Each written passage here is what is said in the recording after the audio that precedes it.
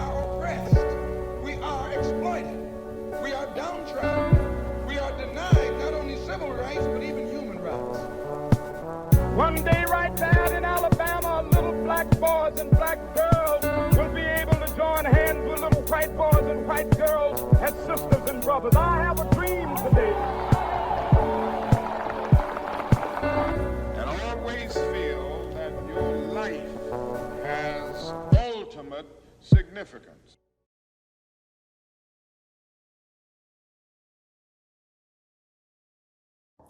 Hi, this is Attorney Todd Hollis, and welcome to another episode of Civil Action. Well, my next guest needs very little introduction. Since 2012, he was elected to the State House of Representatives, where he now serves our community, and he is now making a bid for mayor of the city of Pittsburgh. So without further ado, I'd like to introduce the Honorable State Representative, Mr. Edward Gainey. How are you, sir? I'm good. How you doing today, Todd? Good morning. Oh, man, this is such a pleasure to have you here. I've known you a lifetime. When I heard that you were making your bid for mayor, I said, man, we got to get this guy on the show. You know, and I appreciate you taking time out of your busy schedule to be here. Thank you. I appreciate you having me. This is a good opportunity, and this is what I'm here for. Well, you know what?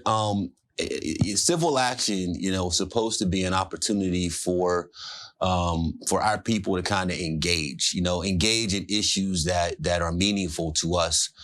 So I really believe that this is right in our wheelhouse, you know, of things that we're supposed to be discussing. Now, you know, here's the thing. I've known you 20, 30 years plus, right?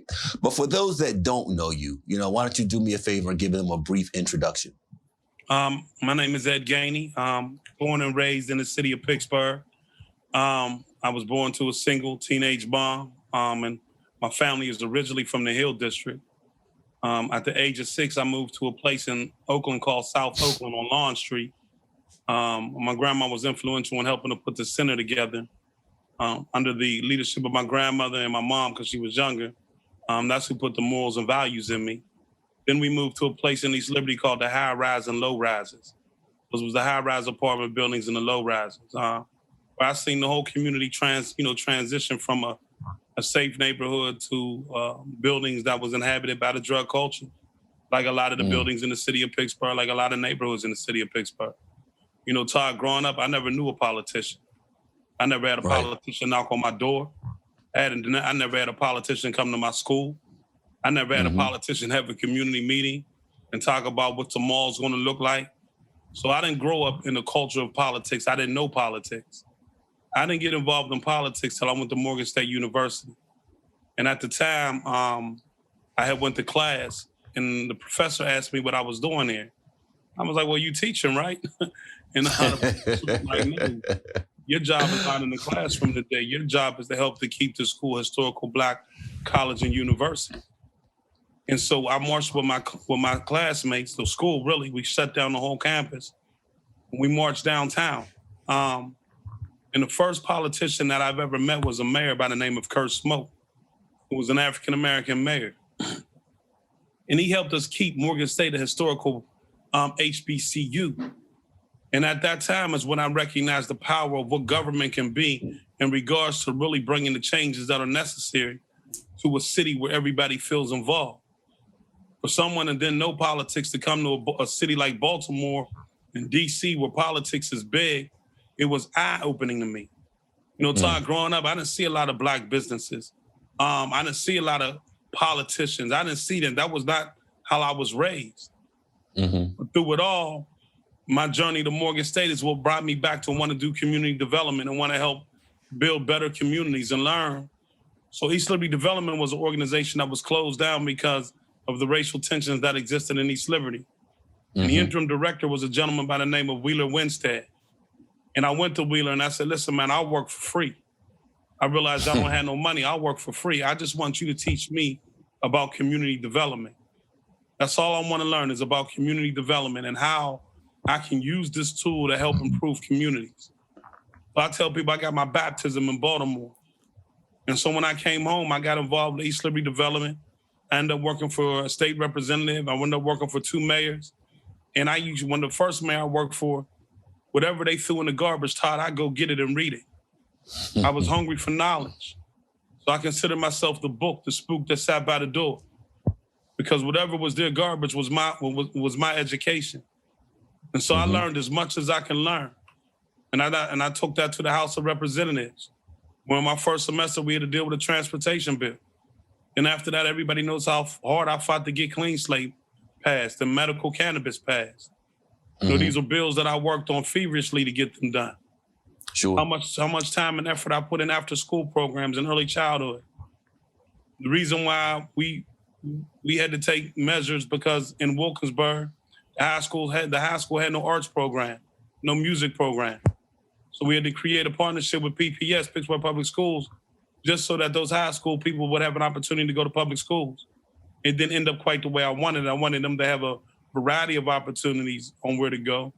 But a lot went to Westinghouse, and that's just part of negotiation and where the school feel that they can fit in. But at the same time, even Westinghouse, it's not where it should be, Todd. But if you look at it 5 or 6 years ago to where it was today, there's been improvement. That's who Ed Gainey is.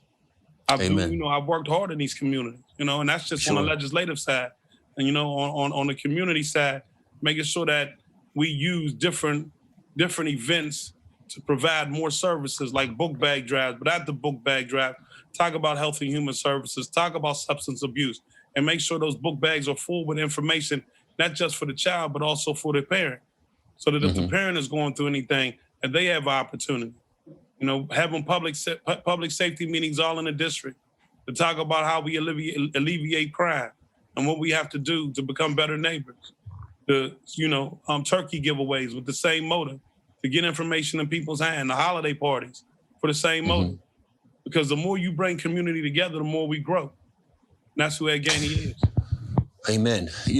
I've had an opportunity to talk to a number of people, and a lot of them have, some very real concerns. And we're going to get to that in the next couple of minutes. But I think that the thing that I'm most concerned about is the culture that we exist in. This climate has been the most toxic that I've seen in my entire lifetime. Between politics and civility, our police community relationships, and I just really believe in accountability.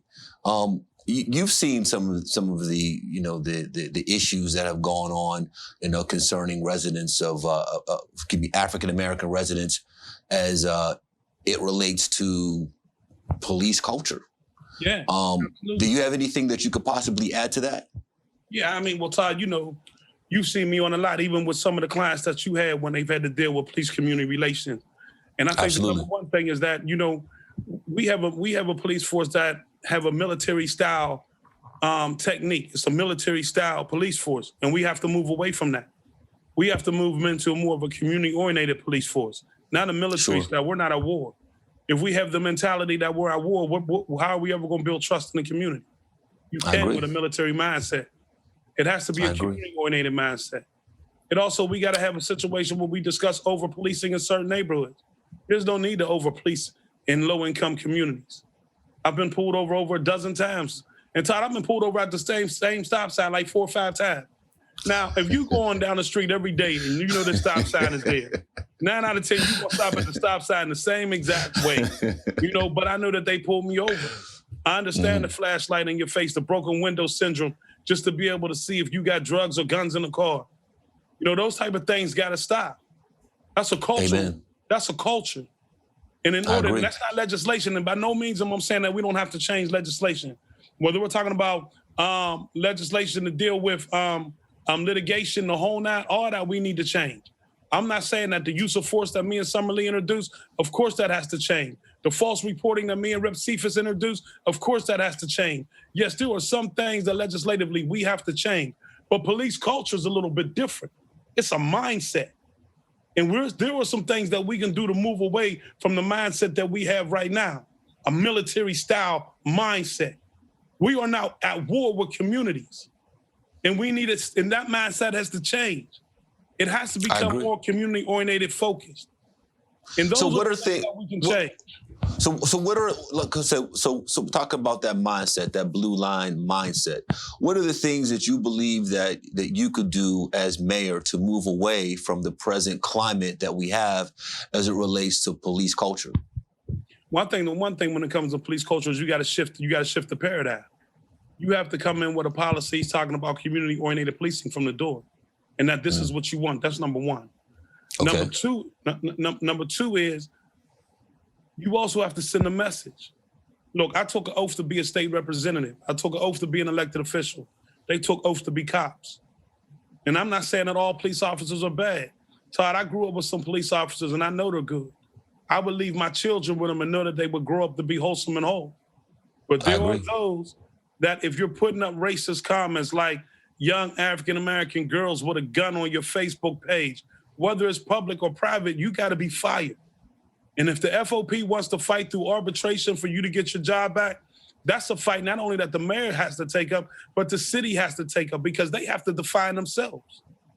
When use of force is used in the wrong way, you have to be fired. You have to set a message.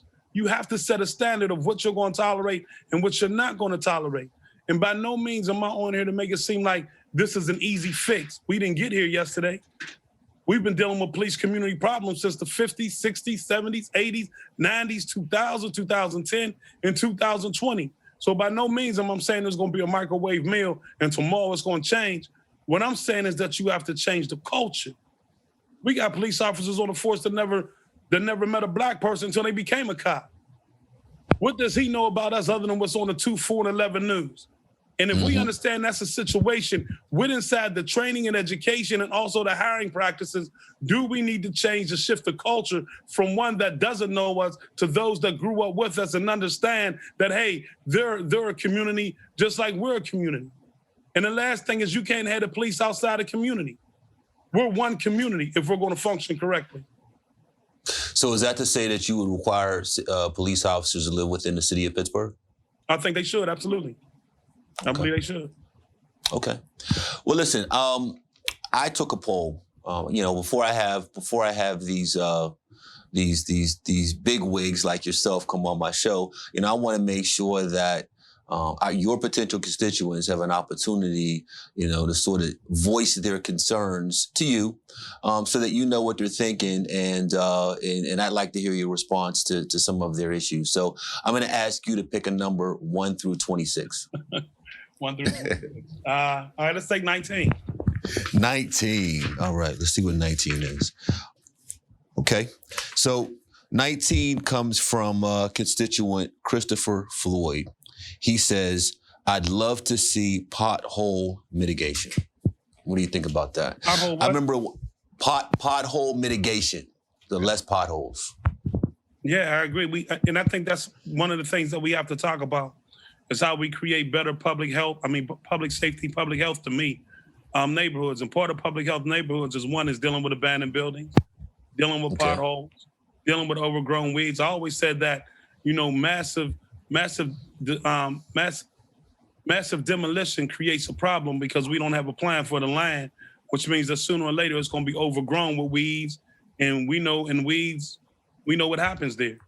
So I think he's right, and I think that we have to appropriate some of this money for projects that may not benefit all of Pittsburgh, but we can use some of that money to go ahead and begin to talk about potholes, talk about sidewalk curbs, and be able to do something about it.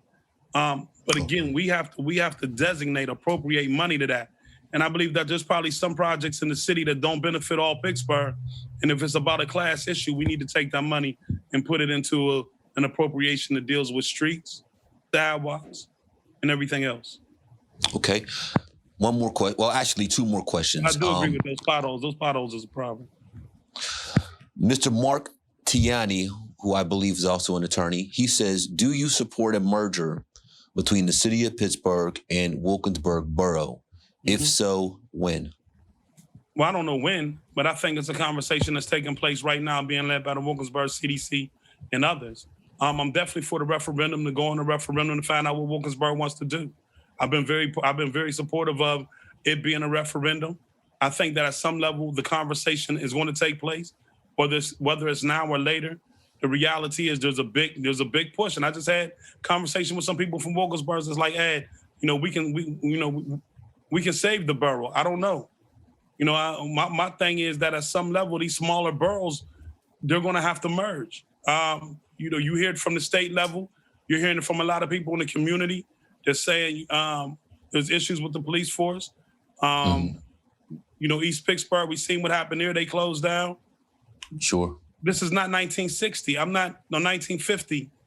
I'm not sure how long smaller municipalities can last. And I think that, we definitely need to start looking to see if there's going to be a merger. Is that with the city? Is that with the county? What has to happen? But I'm open for that conversation, and I've been very vocal that I think that we should pursue what's going to go on, but it should be a referendum so that Wilkesburg can choose their own fate. And Great Mark's points. on council, so Mark is pretty aware of this, and he knows what's going on. But I've been very clear. Let's put up a referendum, see what Wilkesburg wants to do. But the conversation needs to take place. I'm not sure how these smaller municipalities last in the next 30 years. Okay. Angela Blair, and this is going to be my last question for you, but Angela Blair says, what is the plan to decrease or manage the growing population of homelessness here in the city of Pittsburgh? That's an excellent question.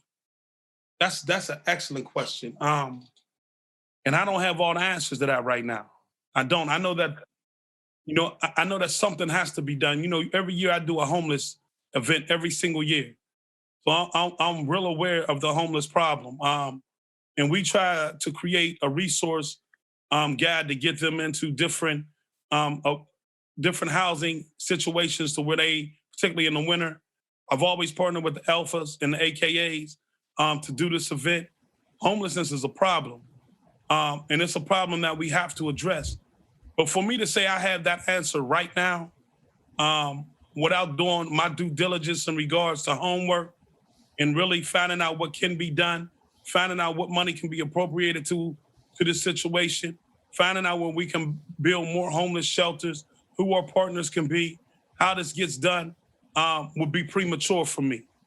Okay. And I don't want it to be premature where I say this is exactly how we gonna get rid of that 8,000-pound problem. I think that there's no question I'm gonna address it. I've been addressing it, but I think that but here's one thing that I do believe: we have to create more housing. We have to create more homeless shelters. There's no reasons why in the greatest nation in the world that we have a homeless problem. And so we have to address it. And one way is shelter, but it's more than just shelter. There has to be wraparound support services for substance abuse. For people, that have some type of mental disability, whether that be schizophrenic. I have a family member that has schizophrenic. That's a schizophrenic. So it's a bigger issue than just saying housing. Like, I know that sounds good because I do believe we need more, but it also comes with some wraparound supports, Todd, that, it has to be a system, right? It just can't be one prong, and we think that one prong is going to eliminate this. There's people out here hurting real bad, and we're talking, and we're not even talking about 1/3 of the kids that right now that's homeless. And what do we do with that? That's a major problem. And it's a problem that we need to talk more about. We should have a show just to talk about homelessness. Okay. But I'll say this, we do need more homeless shelters. We need wraparound support services to be able to address some of the some of the health problems that they had. We need that. How do we put all that together?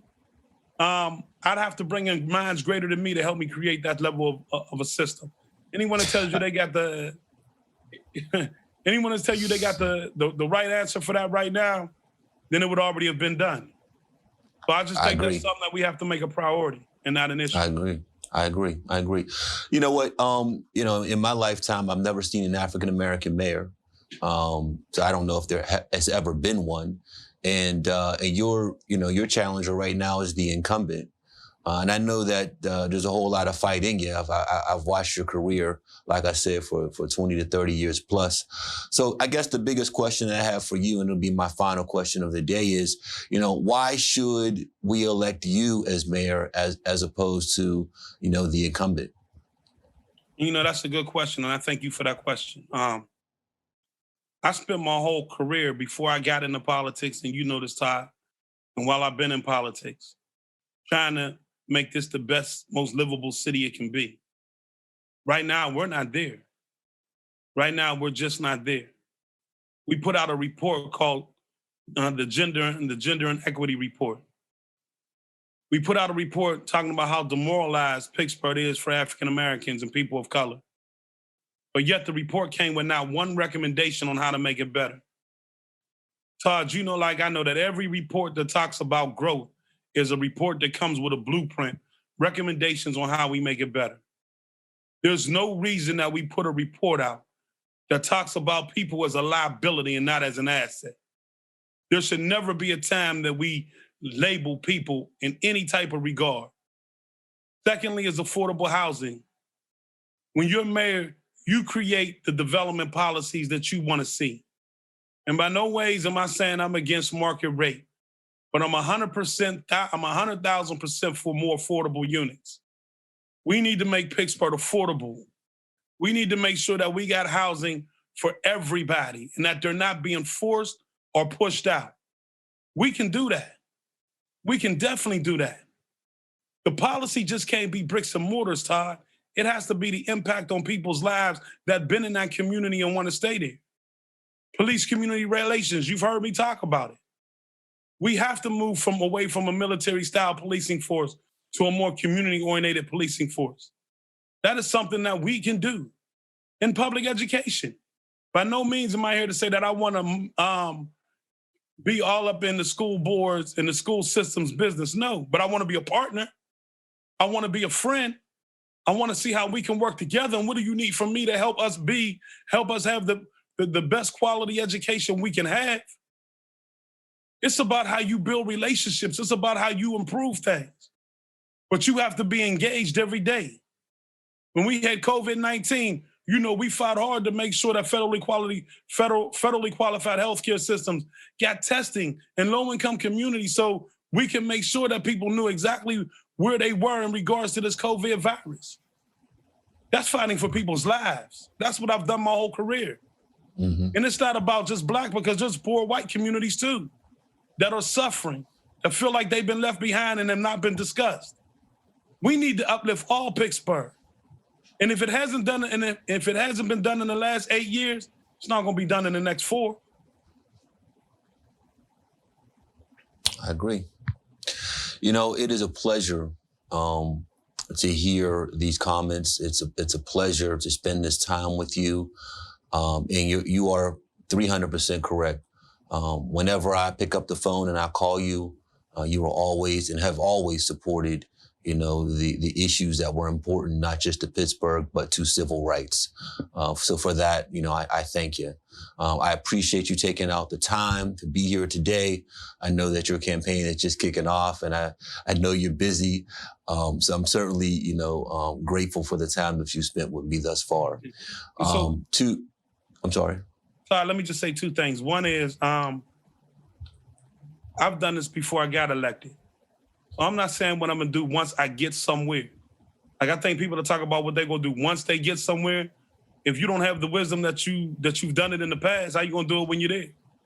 Mm-hmm. My record speaks of exactly what I've done. What I've spoken today, anybody can research me and find that this is what I do. And anybody that wants to help this campaign, please go to www.gaineyformayor.com. Donate, and volunteer. This is not about an Ed Gainey victory, Todd.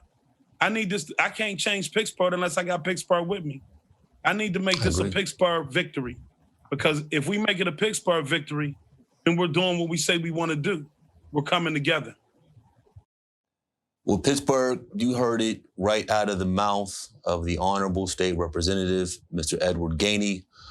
He has provided to you his position. He shared with you his experiences. I'm grateful that he's here. Please support him, at the platforms that he has just raised. So we want to thank State Representative Edward Gainey for taking time out of his busy schedule to hang out with us here today. And you like this video and you want to see others, please do me a huge favor. Hit like and subscribe to my YouTube channel, because fighting for you is what I do. We have to go to the root. We have to go to the cause. Dealing with the condition itself is not enough. And it is because of our